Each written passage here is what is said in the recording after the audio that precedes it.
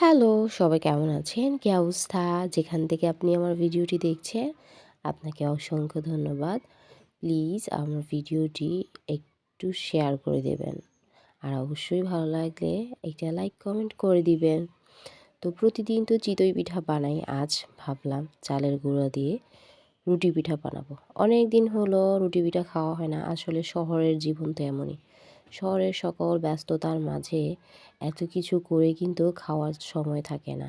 আর দ্বিতীয়ত আরও একটা কারণ হচ্ছে আমি কিন্তু রুটি পিঠা যে কাইটা করতে হয় সেটা করতে জানি না।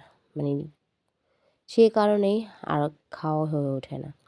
কিন্তু রুটি পিঠা খেতে কিন্তু অনেক টেস্ট, তাই না বলেন? তো এই কারণে আমার আম্মু আমাকে গুঁড়িগুলো সেদ্ধ করে দিল। আর দেখেন একদম গরম, গরম চুলা থেকে নামিয়ে আমি মাখতে বসে গেলাম। কেননা এটা যদি ঠান্ডা হয়ে যায় তাহলে একদম শক্ত হয়ে যাবে। আর যেহেতু গরম একদম হাত দিতে পারছিলাম না, একটু ঠান্ডা পানি পাশে রেখে দিয়েছি। আর যখনই হাতটা একদম পুড়ে উঠছে তখন একটু পানি হাতে লাগিয়ে নিচ্ছি। এতে করে আমার হাতটাও বেশি একটা গরম তাপ সহ্য করতে হচ্ছে না। তারপর এই যে এখন রুটিটা আমি বেলে নেব। রুটিটা একদম মাশাআল্লাহ পারফেক্ট হয়েছে। অনেকগুলো রুটি বানিয়েছি, তবে রুটিগুলো কিন্তু খুব সহজেই হয়ে গিয়েছে। এত একটা কষ্ট পোহাতে হয়নি। রুটি আমি লাস্ট খেয়েছিলাম আমার নানার বাড়িতে। তখন আমার নানু বানিয়েছিল। তাহলে চিন্তা করেন আজ থেকে প্রায় ৫-৬ বছর হয়ে গিয়েছে রুটি পিঠা খেয়েছি। তো এই কারণে একটু শক লেগেছে। এর মধ্যে অনেকবার চেষ্টা করেছি খাওয়ার জন্য, তবে আমি তো বানাতে পারি না। এই কারণে বানিয়ে খাওয়া হয়ে ওঠে না।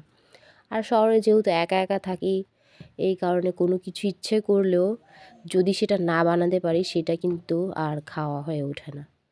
তো শহরের জীবনটা আসলে এমনই, সেটা মেয়ে হোক আর ছেলে হোক সবার বেলাই সমান। রুটিগুলো খুব সুন্দর হয়েছিল, পাতলা, পাতলা হয়েছিল। আর দেখেন অনেক দিন পর যেহেতু আমি রুটি বানাচ্ছিলাম, তো আমার রুটিগুলো কিন্তু একদম গোল হচ্ছিল না, মোটামুটি রুটিগুলোর শেপ হচ্ছিল। তারপরও যেহেতু বাসায় খাবো এটা কোনো রকম চলে যাবে, খেতে পারলেই হলো, তাই না বলেন? তো এই যে একে একে সবগুলো রুটি আমি আস্তে আস্তে বানিয়ে নিলাম। ভিডিওটা অনেক বড় হয়ে যাবে, এই কারণে আমি আর সবগুলো রুটি আপনাদেরকে দেখালাম না। তো আমার রুটি বানানো শেষ হওয়ার পর আমার মেয়ে বলল, আম্মু আমাকে একটু দাও, আমি একটু বানাই।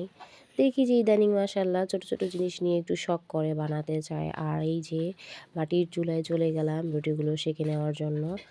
আর দেখেন রুটিগুলো কিন্তু অনেক সুন্দর হয়েছিল, ফুলকো ফুলকো হয়েছিল। এটা তো প্রথম, এই জন্য এতটা বোঝা যাচ্ছে না।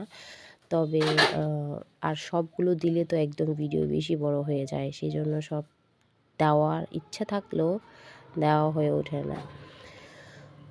আর আজকে রুটি বানানোর প্রধান রিজন হচ্ছে আম্মু মুরগির মাংস রান্না করেছিল। তা আম্মুকে বলেছিলাম যে একদম ঝোল ঝোল করে রান্না করবে। সেটা সকাল থেকে আমি ভেবে রেখেছিলাম যে আমি আজকে রুটি পিঠা বানাবো। তো এই যে দেখেন কত সুন্দর রুটি পিঠাগুলো হয়েছে, আর খেতেও কিন্তু দারুণ হয়েছিল। তো এখন আমরা খেয়ে নিচ্ছি। আজকের মতো এই পর্যন্ত। আল্লাহ হাফেজ।